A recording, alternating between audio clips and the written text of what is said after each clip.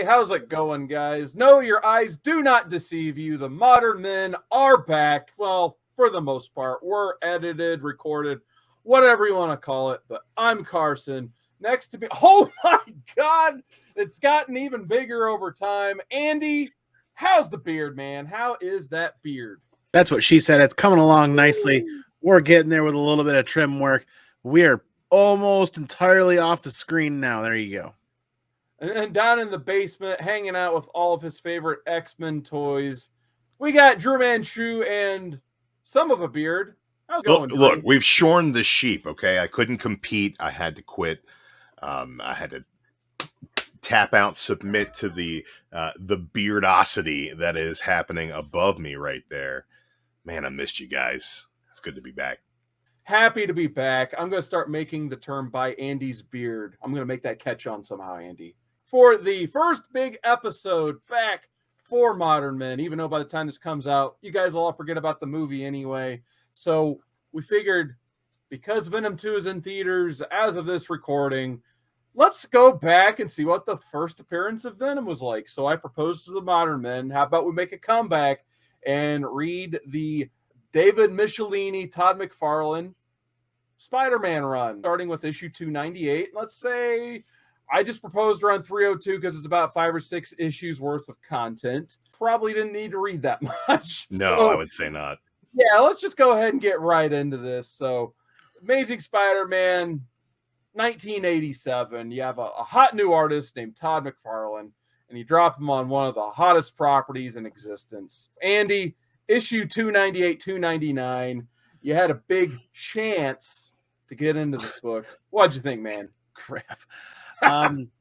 This is certainly a time capsule from the late 80s by all means. It really definitely is. You can take 298 and 299 and pretty much throw them right out. Let's be honest. Chance definitely wasn't worth the chance. that little chunk of story just didn't feel like it needed to fit, needed to be there. And it wasn't until 300 where I really got into the read. What about you, Drew? I know you just had a reaction just now to Andy's comment. What did you think of Chance? See, now I kind of had the opposite reaction to Andy there. We read 298 through 302. I think Silver Sable and 301 and 302 can just scatter on out of here.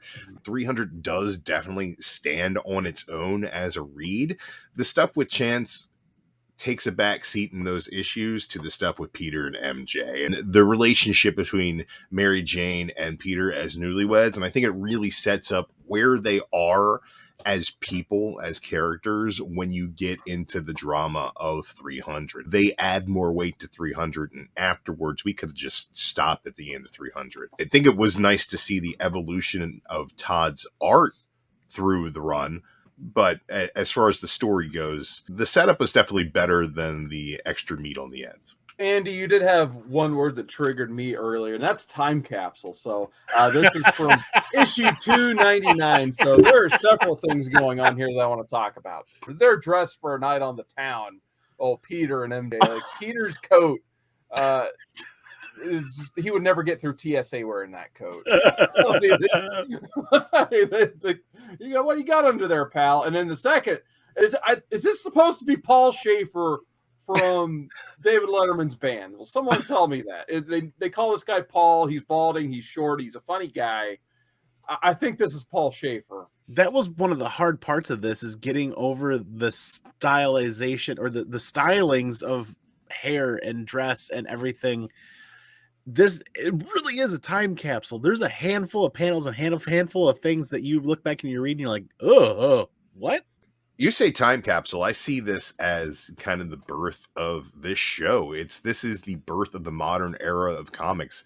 I think when you see those image artists who were pushing all the boundaries at the time at Marvel, we're getting a lot of dynamic action. We're getting a lot of unusual panel layouts for the time. They definitely were art first creators, and it's cool to see Todd's burgeoning talent throughout this book. I think that it does leave a lot to be desired, and you can see that this was definitely the beginning of his career.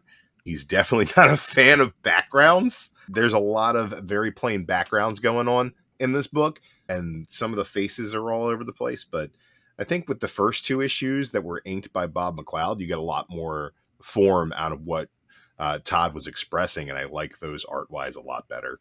Yeah, for sure. And I was going to mention the art up next. I feel like in those first issue and a half, he was kind of just doing like your classic Marvel method. Like there wasn't anything that had like, this is 100% for sure Todd McFarlane's art. Like if you picked up an issue of Spawn or what have you, you know, as soon as you turn that first page on that first round, that's Todd McFarlane's artwork. There's no doubt, no question. In this, you're like, it kind of does look a little just average to me. It's not bad, just average. But as we kind of get on in these issues, you start to see his individual talents come through. And I think that his biggest contribution for sure is the spaghetti webs. You definitely see as soon as that first big splash panel of Spider-Man comes up, you see Todd McFarlane's webs spilling out on through the page because he was the first guy to really draw the webbing like that exactly. So when you first see Peter swinging through in that black costume, like, oh, this is a Todd McFarlane comic. And we haven't gotten that far yet in the story, but I really did appreciate the choice of them taking away the black costume. I know there's a lot of black costume fans out there, but I feel like Todd McFarlane's art definitely benefited when they put him in the red-blue costume. It just made those colors pop off the page a lot better with him drawing it. What about you, Andy? What did you think of Todd's artwork here? Well, I like what Drew said about the progression of the artwork from the beginning and into 300 and beyond. And I kind of like where I feel like he's drawing comparisons to Kraven's Last Hunt a little bit in 300, like the preparation for the hunt, so to speak. And because Brock calls it the kill, right? I kind of like seeing some inspiration from other Spider-Man reads here. And let's be honest, Todd McFarlane's Spider-Man art is kind of what a lot of people go to and what a lot of people love. So it seems very comforting and very kind of familiar in the Spider-Man universe.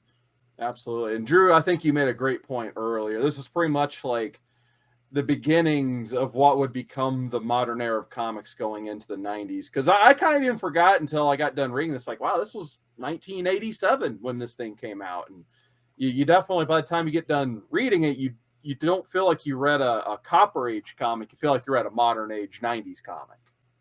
Yeah, I feel like story-wise, Michelini is definitely doing something that's very modern with the story. He's telling the story of MJ's trauma from being, approached by Venom in the first place, her terror at the sight of the black costume, and kind of this is the end of that era. And brought Spider-Man back with kind of a rebirth. There was a definitely shift in the story when Todd came on the art, and they wanted to have a fresh start at 300. So I think they really did a really good job with this.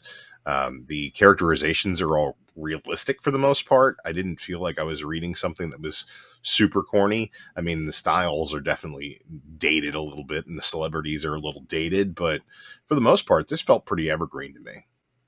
Yeah, and another favorite, you said they were modernizing the story based on Todd, but another modernizing fact that I kind of like about the story and just seeing Peter have to live with this is MJ's the one bringing home the bacon at the end of the day in their marriage. She's got the modeling gig. She's getting a Manhattan apartment for him. She's moving Peter out of that dump. So just the main story, obviously you have the whole thing going on with this villain Chance, which that was what it was. But I think the real story that I enjoyed in these first 2 issues for me was seeing Peter have to be humble about all this. MJ really being the one in the relationship to be the provider. And then he's just at the day of the bugle, like, hey, Robbie Robertson, you got any of them jobs? I did enjoy seeing that relationship between those two. They got to have a housekeeper now because she can't have dish games. Right. Yeah, he can't even come through the window anymore. He has to go through the front door so not to upset the housekeeper. That Peter could be doing this stuff too, but no, it's too bougie or something like that. But Andy, actually, I did want to ask you specifically a question. I don't know how you read this. If you read I read mine on Marvel Unlimited, even though I own the omnibus and just took the plastic off of it to flip through it for this. But there were a lot of Q's and Jim Shooter editor notes of like, where, for instance, when Peter does get his costume back, he has like a cheap Halloween costume for the end of 300, but then you come back in 301, he's like, yeah, boy, it's great. I'm wearing the real thing now. And it says like, see, Spectacular Spider-Man 117 for this JS. So Andy, I know you love the moderns. Seeing these like pre-modern to early modern works, do you like the editor's notes? Does that do anything for you? Does it detract you at all? I do. My primary concern is making time to dive into those other things to see what they're getting at or what they're talking about. Because more often than not, like even tonight, I started reading and got halfway through with this yesterday, and then got crunched for time to finish this read today. So having the editor's notes is nice, but it's one of those things where it's like I'd rather have the physical copies sitting here on the shelf ready to go, so that when I had that rainy day where I can tune out the rest of the world, then I can start bouncing into that short box and pulling those other books and start kind of expanding from that. But in the modern life way of things now, if you will, I read digitally often, and it's to keep up with timetables and to keep up with everything that's going on. So to see those editor's notes in digital, I'm glad they're there as reminders, but it's not something I'm going to flaunt right over to or hop right over to on digitally and pick right up, because generally digitally that means buying another omnibus or a hardcover. It means buying another $8 to $20 book, and I know they're sitting around here somewhere already, so why buy them again, right?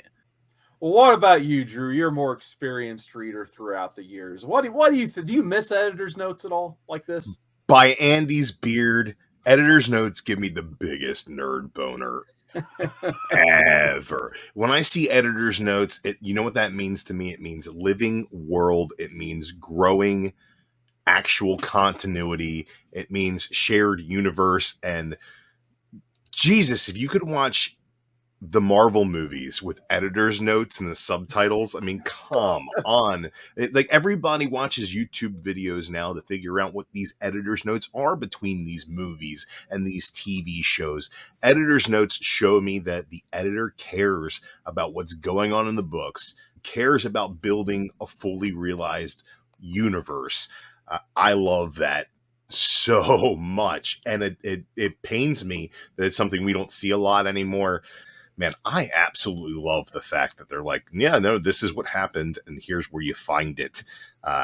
It makes you feel like you're a part of a much bigger world.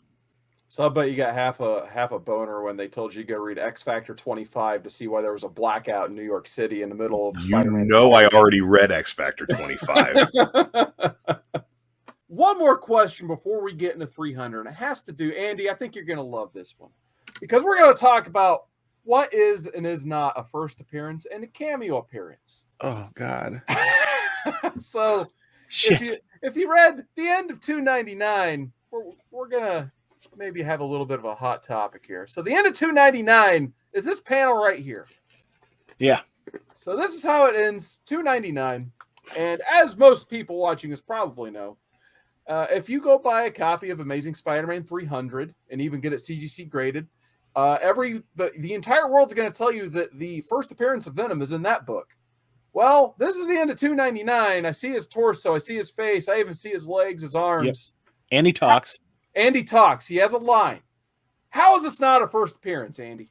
Correct. By definition, from the larger chunk of the community, they define it as in full view and lines, dialogue. Everything is here to make this a first appearance. Yet the people, like everybody that says that, they don't all agree that 299 is the first appearance. It's 300. 300 is the first appearance. 299 is a cameo. I don't know why that is. This is the same Hulk 180, 181 situation. That it's the same thing with ASM 134 and 135 with the second appearance of Punisher. The community and at large has put out guidelines to a degree. Cameo in its definition, this is well beyond that, right? Yeah, it's even got his name at the bottom. This meets the definition of first appearance, but yet it's not. This is the iconic cover, obviously. This is the cover that you see this cover. You think Todd McFarlane, you think Spider-Man and Venom. You want this comic book. So I think that's mainly the reason why. When you think first Venom, this is the cover that comes to mind to most people because it's just such an iconic cover. But that page you just showed is the first thing that comes to my mind for me in the first appearance of Venom is the last page of 299. What about you, Drew? What do you say about all this? In the immortal words of Conan, yo, yo, yo, yo, let me speak on this. The problem with considering 299 a cameo and not the first appearance is that the cameo is in 298. It is. There's a cameo in 298. 299 is the first appearance, dropping the hammer on it. Full page. He gets his own splash. He gets a line while being shown. The only problem is there's no debut of the tongue. Did we see the tongue at all in any of this run? And no. When you think of Venom, you think of the tongue. It's become synonymous. And first Venom, the whole arc, no tongue, man. I only think you see him again to like what, issue 315, if I remember right. Who cares? Cameo first appearance. When's the tongue come out? The next collectible item in the Venom line should definitely be first appearance of the iconic tongue.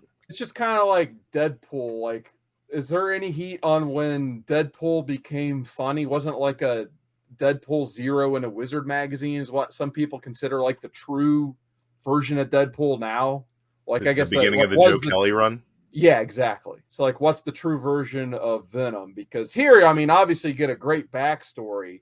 So you get the whole backstory, no problem. But when do you get like Eddie Brock talking to this completely separate entity, and he's got the tongue everywhere, and he's got like he's shooting black symbiote stuff at people instead of just webbing.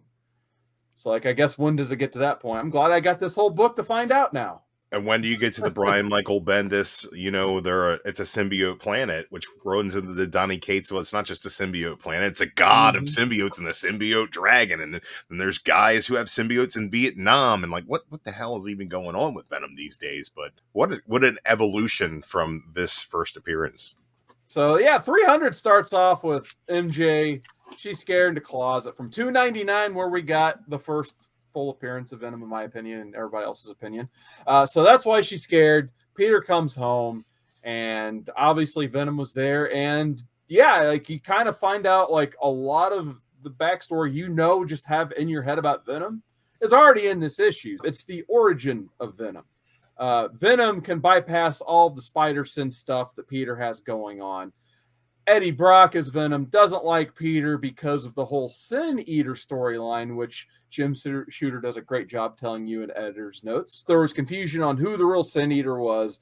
Eddie Brock published a bunch of articles that incorrectly stated who Sin Eater was because he was lied to. Peter Parker is the one, probably as Spider-Man, of course, broke the news on who actually was Sin Eater, ruining Eddie Brock's career to the point where he just focused all of his energies on hitting the gym and moping, and he finally just was going to end it all, but he went to church instead, and that's when Peter got hit with the bells and destroyed the costume that went down to Eddie Brock, and here we are. Andy, what are your thoughts on the origin of Venom? Iconic. Like I said many times over, I'm a bigger fan of the tertiary characters than I am of Spider-Man himself, and I did a disservice by not getting into the Venom stuff in the 90s, the late 80s, 90s, when I should have and held on to that stuff, because Venom is the forefront, the premier symbiote. So I definitely shouldn't have slept on that, and I kind of missed that fact. So it was nice to revisit this. It really was. What about you, Drew? I know you're a big fan of that cartoon growing up. What do you think of the origin of Venom here? I love this story, and you know, it gnaws at me that knowing this origin of Venom makes it so I can't enjoy the Venom film, because I want to just go to the movies and turn my brain off and, you know, enjoy something. And because I'm such a nerd for continuity, I can't freaking do it. I can't wrap my head around how to just have fun with Venom that just ignores Spider-Man and this whole origin. This is the origin that I was taught as a child growing up. It is gospel to me. Knew this story like the back of my hand before I ever read this book. Reading trading cards and talking to kids at the comic store that were reading Spider-Man when I was reading X-Men. I love this origin story. I think that there's a lot about this book that I don't like, but the story itself is fantastic and stands the test of time. But yeah, there was one comic trope toward the end of this issue, though, after, Venom does win over Peter. So the classic comic trope, ever since the 66 Batman, I'm sure even before that, you defeat the hero, and instead of just killing the hero while he's down, you tape him to a giant bell, and I can't listen to this bell, so I'm just going to walk off while you solve your own problem here. What did you guys say? Did you see comic trope right on the page here? Andy, did you like this part? I did. I enjoyed it quite a bit. Nice. He also had that Bond villain soliloquy. Yep. While he had him webbed to the... Basically, the way he tells his origin story is just one giant trope. Peter's just trying to keep him talking while he figures out a solution in his head and gets away. He wants him to tell him his origin so he can run away. It's a very cheesy trope, but and something that was kind of a sign of the times when this book was written. But I think that there's enough freshness added to it that it does read like a modern book.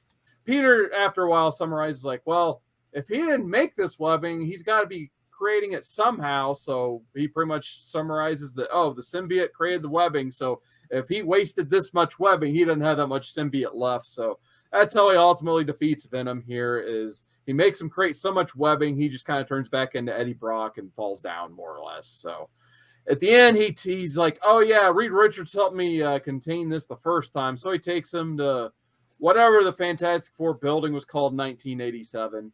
And the Thing is the leader of the Fantastic Four. He kind of looks like a Klingon here. The last thing that was in 300, he gets the costume back. So Mary Jane is like, I am upset because Venom wore black and you're wearing the black costume, and I don't like that. I got a better idea. Throws a Halloween costume, and we get the awesome, bright and colorful Spider-Man back. He's got the webbed up armpits and all. So that's how this issue ends. So that takes us to 301 and 302. And Drew, I know you're a big Silver Sable fan. Why don't you tell us what you thought of Silver Sable in these next couple issues? Man, does she look good. Man, does Silver Sable look good. Beyond that, it's just kind of a really boring, military contractor mission story where Spider-Man ends up doing all the work and getting none of the glory. And I could take or leave it.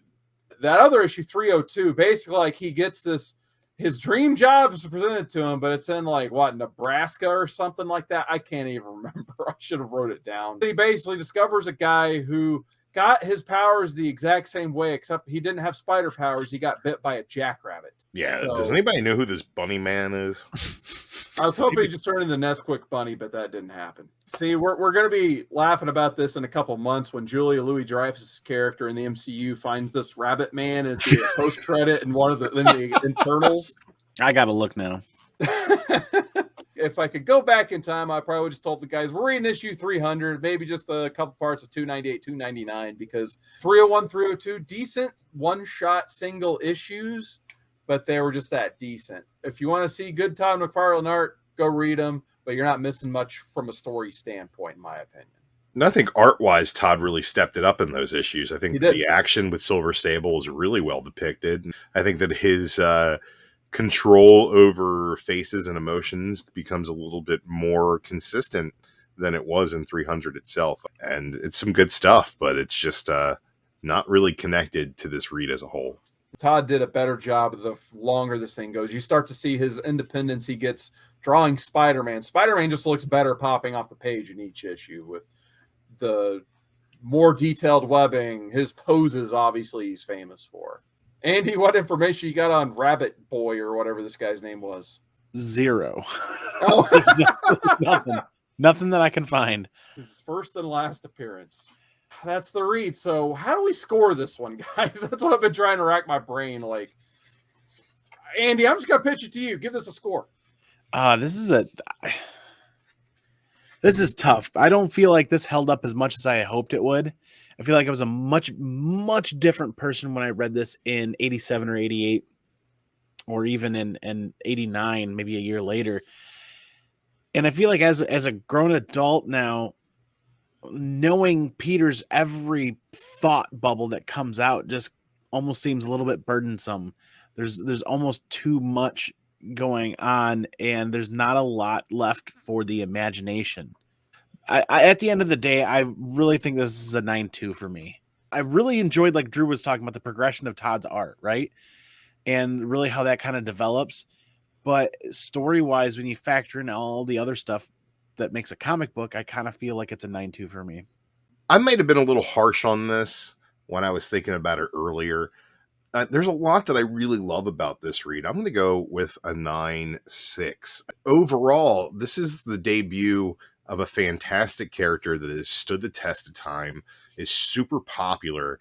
People love. It's kind of the beginning of an era in comics and an end of an era at the same time. I love that cultural bridge there where you get the end of the black costume, you're going back to the red and blue, you're getting, the beautiful Todd McFarlane art, which is kind of, all over the place, but you can see the genius there in every page. Even when he's got some faces that look a little wonky, you get a fantastic layout on the next page. The splashes are beautiful. The spaghetti webs just they've been done that way pretty much ever since. That's, he changed the character inherently, and that's just beautiful. The contortionist poses, I'd say a 9.6. This is just you get MJ and Peter as newlyweds. I think that what I took away from it reading it now, as opposed to when I read it when I was younger, is something that maybe Andy didn't like. I think when I saw Peter's inner thoughts,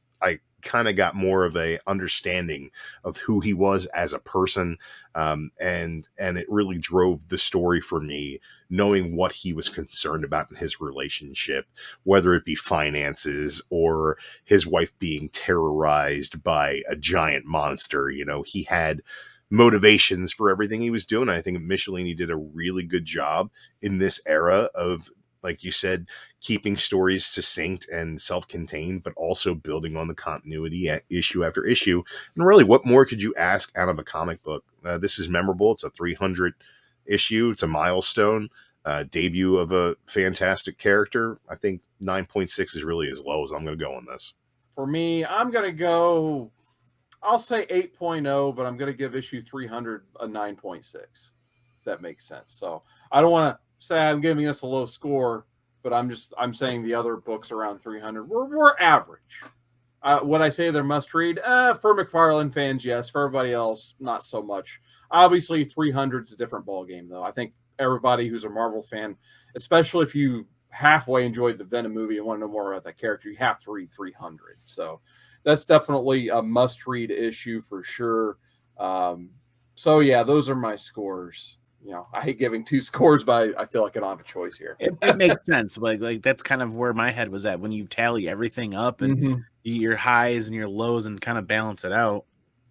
I'm only counting the first 3 issues we read. I like 298 and 299. I thought that they added a lot to 300's enjoyment for me. We've seen a ton done with the Spider-Man character and property, with cartoons, obviously the movies and such, animated movies. Into the Spider-Verse 2 is going to be a thing. With Venom, there was a second Venom movie, which part of the influence of why we did this review today. So my question to you guys, and of course I'll start with you, Andy, what do you want to see next come out of the Spider-Man universe of the comics into, say, well, anything, any media, like movies, TV? Like, what do you want to see next from Spider-Man? I really don't know where to begin because there's so much to draw from and so much stuff that they haven't gone into, and I feel there's so many aspects of the Spider-Verse that they haven't been true to as well. I'm sure Drew can go into a lot of detail, but like the second Venom movie, I think like Drew had mentioned going into a theater, shutting off and being entertained, but he can't because he has such an interest into the backstory and the history and the development, the editor's notes and everything. And I'm at the point where I do want to be entertained, but for the love of God, just kind of do it well. Stop pandering to every human on the planet and pander to the fans that are willing to go see the movie 10 times over, because they're still not doing it right with Venom, in my opinion. Like, I'm just going to focus on that for a moment. But what do I want to see next? I don't know. I don't even know where to begin. I really don't know where to begin, where they're going to go, because I don't feel like they've actually hit their stride I just feel like they're still searching and grasping for straws. What about you, Drew? Where do they go next with Spider-Man? Where they go next with Spider-Man is into the multiverses, which we're going to see with the next film. And I think that that's going to really set up what we get going forward from at least the Disney arm of the Marvel Cinematic Universe. They're doing a lot of stuff with Sony. I think that I didn't see Venom 2, but I hear that there's a post-credit sequence that, spoiler alert, ties him to Spider-Man finally. Too little too late as far as I'm concerned with that corner of things, but let's see where it goes. Word is that Tobey Maguire and Andrew Garfield are in this new movie, even though they both say that they're not. Are we going to get multiple Spider-Men? Are we going to get a live-action Spider-Verse? I thought that Into the Spider-Verse was a fantastic film with a very unique production style of animation that really drove the whole thing home. But I loved Dan Slott's Spider-Verse. I thought that all the spider people coming together and like kind of a Crisis on Infinite Spiders was a really cool story, a really great execution on some really bad ideas about spider totems and Roar Lund, the vampire spider guy. Who the hell even knows what's going on there? But I think that all these spider characters came together in a way that was really enjoyable. A lot of people hate the MCU Spider-Man, call him Iron Man Jr. I like Tom Holland as Spider-Man, and I think that he's got a really great sensibility as both Spidey and Peter Parker, something that I thought that the previous Spider-Man missed out on one aspect or the other. And I really like what they're doing with it, and I can't wait to see more of it, even though that does really fly away from the set continuity of The Amazing Spider-Man as told by Marvel Comics. I think that it's a really good twist, and they put some love and care into it and made sure they got the character beats right, and that's what's really important. But man, could I see a Spider-Verse cartoon on Disney Plus in the style of What If, where there's just like, hey, it's a Spider-Man show where we take looks at different spider universes? I think that'd be awesome. I think that is a no-brainer production-wise. I think they got to figure out who owns what and how they got to get those rights together. But we're living in a day and age where entertainment is throwing more and more and more at us, more than most people can handle. So I'm just going to sit back and see how it hits. Spider-Man is something that will always catch my attention. Yeah, for sure. For me, I would love to see more integration of the Into the Spider-Verse stuff, because I mean that arguably that might be the best Spider-Man movie that they've done. Most people usually point to Spider-Man 2, but they definitely up the ante Into the Spider-Verse, and hopefully now that they've opened up the floodgates to the multiverse, they kind of don't forget what's going on over there, which I don't think they will. I would kind of mark out in the theater if they paid Jake Johnson to show up as a live version of his character in Into the Spider-Verse, just some fat, out-of-shape Peter Parker and a dirty trench coat eating a slice of pizza for 1 second. I think that would be hilarious. So I'd definitely like to see that. I think they're eventually going to throw Silk in there. If not, in probably the next animated movie. We'll get more Spider-Gwen. Miles is like, his days are numbered before he's going to get a live-action movie. I think that's a must for sure. But I guess in terms of just the character Peter Parker, I finally kind of want to see Peter make this leap into being a fully grown adult, because I feel like we've gotten all these incarnations now of Spider-Man. He kind of just keeps getting younger and more sarcastic. We've never really got a chance to see him in that lab coat being like a teaching assistant, or have Parker Industries, for instance, like in the Dan Slott run. Like I'm kind of ready for Peter Parker to grow up a little bit, if you guys know what I'm talking about. Like, I feel like even the Tobey Maguire one, we got to see at least him in college.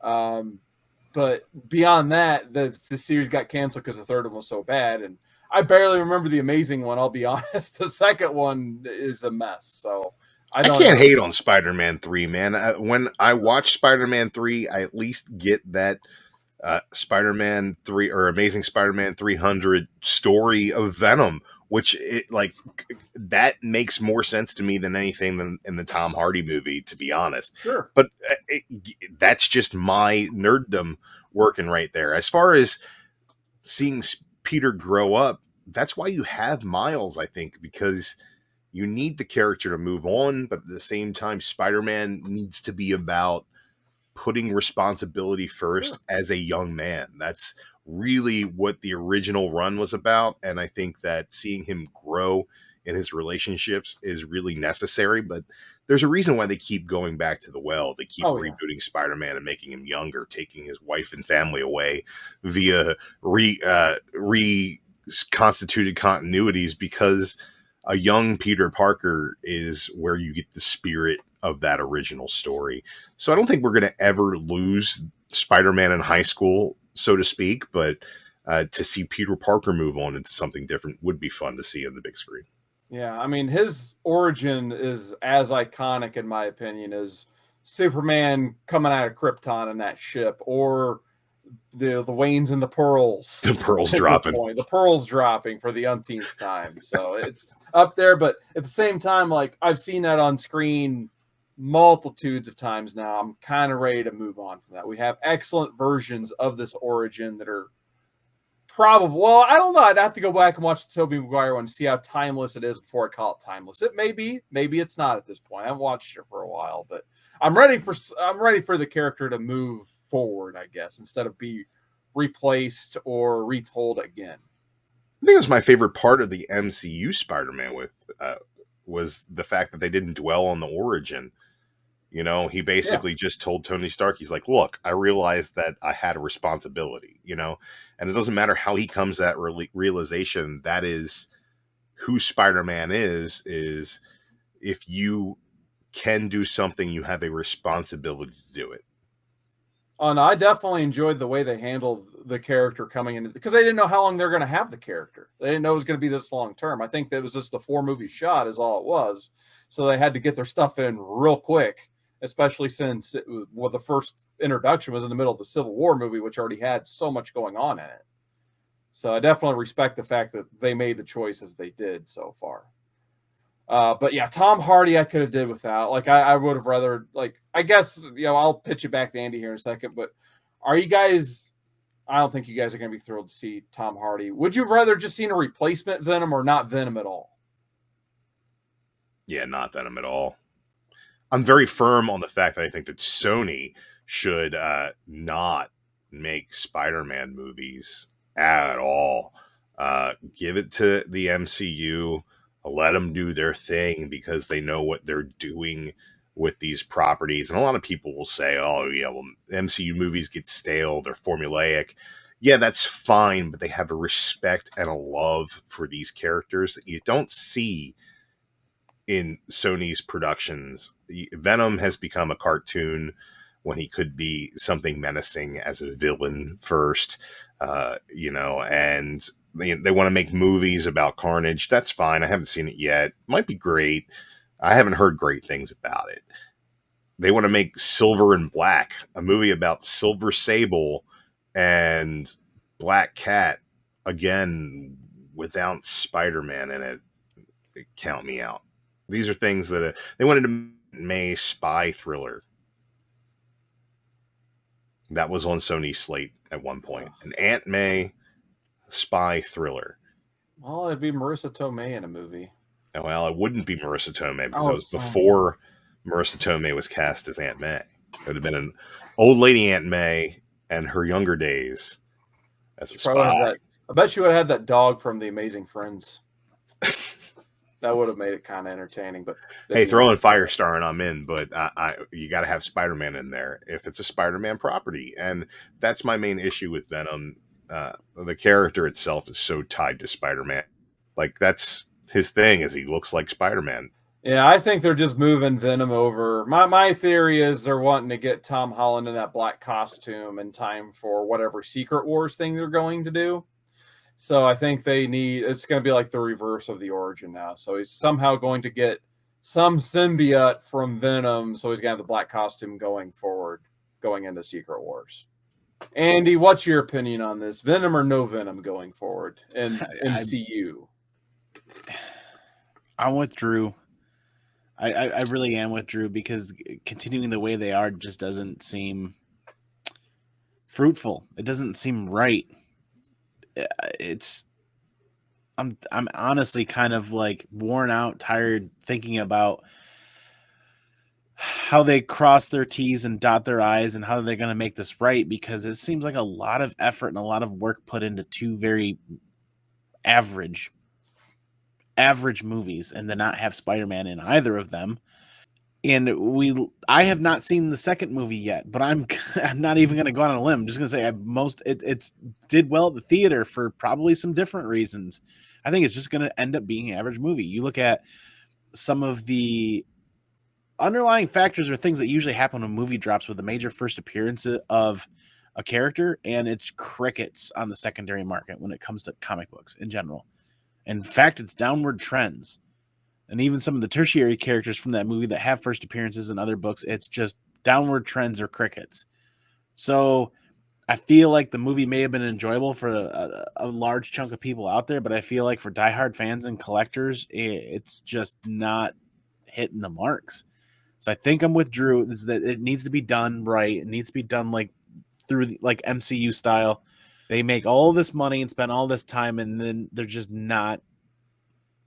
It's just not happening. I feel like there's being done well. I feel like there's two schools of thought on this, and that's like if you have a giant Carnage tattoo on your back right now, you either freaking love this movie or you freaking hate this movie. Like one or the other. Like you're either so blind to the fact that it's a betrayal of the comic property that you're actually getting a Carnage movie that you're just like, yay. Or you're, you don't care that you're getting a Carnage movie because it flies in the face of what you've read for the past 30 years, And I feel like that's one of the reasons why me as like an X-Men fan, I hope that they don't fold them in via multiverse. I hope that they go scorched earth Star Wars Legends style and do their own new thing. Pay attention to the details the same way they did to the Avengers. We can't always get what we want. And, some of these things a little bastardized, but when you see we got this covered articles about Kevin Feige being interested in Nicolas Cage for Ghost Rider, it's like, no, don't do that. Just don't do that. Like, there are things you should do, sure, but don't do that. I mean, that's why I'm wondering if J.K. Simmons as J. Jonah was like the ultimate test of like, can we recast these actors people really love and them not having a problem with it being essentially a new character? He's the best J. Jonah Jameson we could possibly get. J.K. Simmons is phenomenal. Cave Johnson, give me Cave Johnson any day. That is the best comic book movie casting we'll probably ever see. By far the best, in my opinion. They could do whatever they want. Just wait till we get Jared Leto as Morbius. That'll be a fun one, right? Are they ever going to release that movie? That thing's been done since before Black Widow. I think you can go see it for Valentine's Day if you want, Drew. I think it was Valentine's Day was the release date on that thing. Oh, Jesus. Wow. I got a really good off-color joke of things that suck on Valentine's Day. There you go. We're going to edit that one out. Keeping it PG, folks. So I think that's about all we have for our big return episode of Modern Men. Andy, where can people find you? You guys can find me here on Modern Men when we're dropping great content about modern reads. You guys can find me on my own channel at ComicManAndy. You guys can also find me on the Whatnot app, slinging some books from time to time. What about you, Drew? Where can people find DruManchu? The only place on is TikTok, so search for DruManchu on TikTok, and you can see me out and about on the town, or sharing my comic books, or just doing random stuff. And then you can find me youtube.com/cwoodard19, as well as Instagram, Twitter, cwoodard19.